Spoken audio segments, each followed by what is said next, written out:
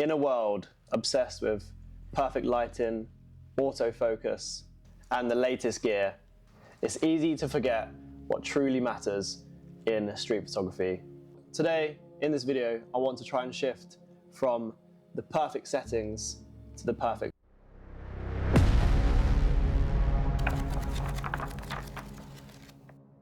Do you ever find yourself stressing about the perfect camera settings whilst out doing some street photography? I used to be exactly the same until I started focusing more on the story rather than mastering the technical settings. Street photography is more than just capturing people in public places. It's really about documenting life as it happens, as it unfolds, the raw, unfiltered, unpredictable truths of the street.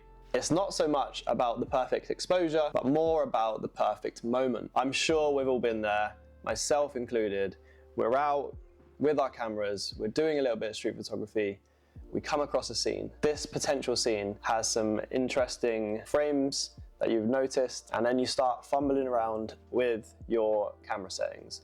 You start to look down, you start checking the top dials, you start checking the ISO, you start checking your shutter speed, you start checking to make sure the aperture is correct.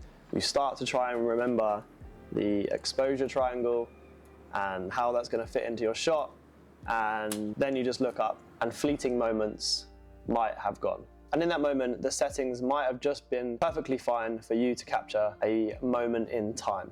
But instead, you focused on the settings and you forgot to press the shutter. If this is happening to you and you're weighed down by trying to get the perfect camera settings, let me tell you that street photography isn't about the perfect settings. It isn't about getting it technically and perfectly correct. If you haven't already, don't forget to like and subscribe if you are liking what you see on this channel. And like I always say, I'd love to hear from you in the comments. In my opinion, it's not about the perfect exposure. It's not about tack sharp focus. It's about moments in life.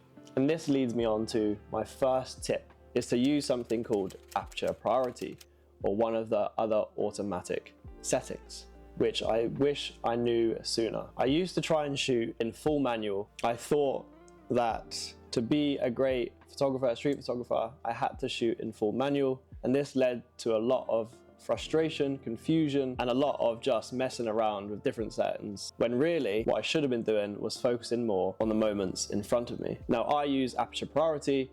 That means I just need to adjust my aperture and the camera will adjust the other settings with the aperture that I'm using. This means I only need to focus on one thing, change one thing, and with a lot of cameras, it comes with a little aperture control on the lens, which I can click, or I can use the dials on the back of the camera to change it nice and quickly. This gives me more time to focus on framing. This gives me more time to focus on what's in front of me and the shots that I can capture. Not worrying so much about the technical side frees me up for the world in front of me. It's not the end of the world if your shot is a little bit overexposed, if it's a little bit underexposed, if it's out of focus a little bit. What matters is the story in front of you. Maybe that little bit of out of focus, that little bit of blur, that little bit of underexposure or overexposure, maybe it will give your photo a little bit of imperfection that might boost the character of the shot. Because street photography is about those little moments. It's about that little glance, a possible gesture, a real emotion. And it's in these little split seconds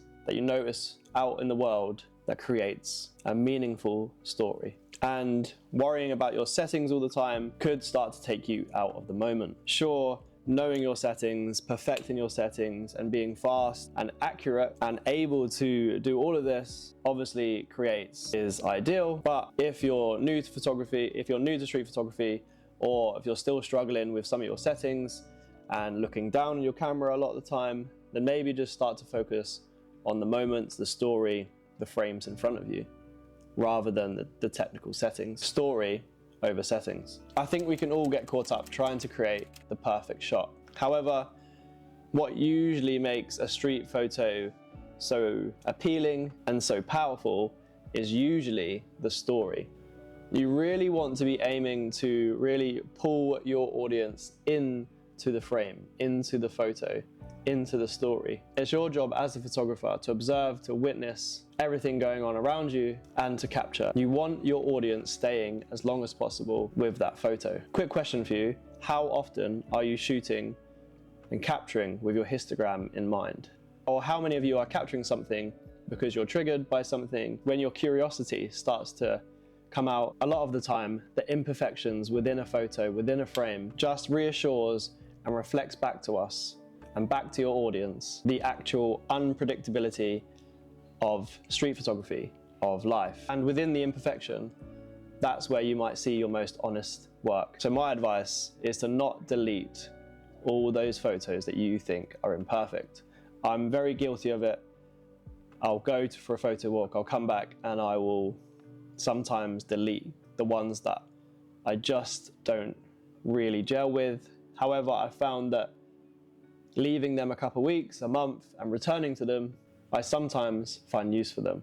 Now, I'm 99% sure that if you show your frames to your audience, I don't think they're going to be asking what ISO you shot that frame with. I really believe the questions that they're going to have in their mind, if it's a really good frame with a really good bit of story, is what's happening here? And when that question pops into their head, and when they are staring at the photo, observing, they will hopefully stay for a longer amount of time to fully appreciate the frame. Hopefully they're being pulled in more questions arise, and that's the purpose of a photo, to be drawn in long enough to have questions and to feel something. And that's the power of storytelling. Obviously, like I said earlier, it'd be great if you could master your settings and have the perfect technical settings and the perfect story. And when they come together, hopefully that creates an everlasting image. But I'd rather be capturing an interesting story rather than worrying about, is my photo a little bit overexposed? Is my photo a little bit underexposed?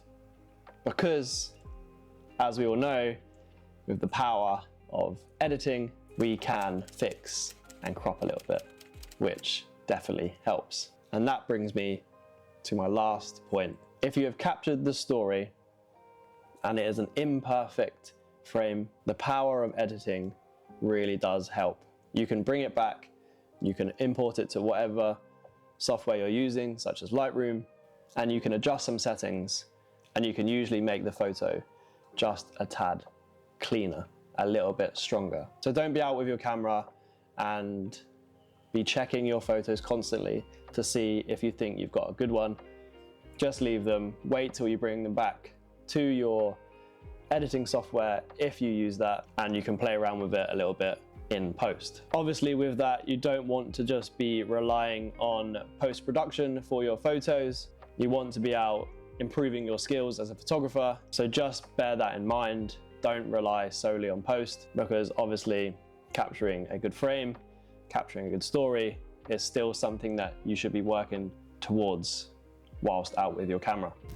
In conclusion, the next time you're out with your camera doing a little bit of street photography, maybe worry less about the dials, worry less about your settings, the ISO, the aperture, the shutter speed, and start concentrating more on the decisive moment, the moments in life. Because like I said, in the end, it's not about settings. It's about what you see, it's about what you show others, it's about the story. If you like this video, give it a little like and follow for some more ramblings on street photography. And don't forget to stay creative, get framing, and keep on adventuring on the weathered streets.